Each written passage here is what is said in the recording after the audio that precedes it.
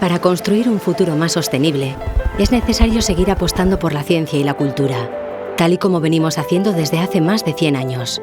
Y si no, el presente se encarga de recordárnoslo.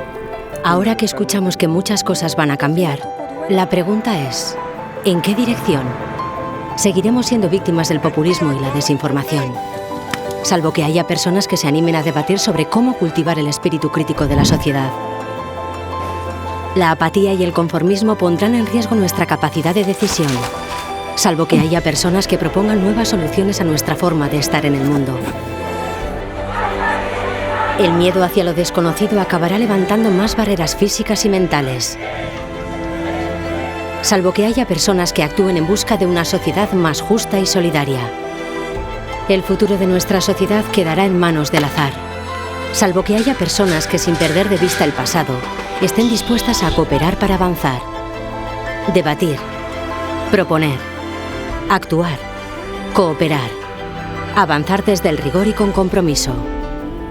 ¿Contamos contigo?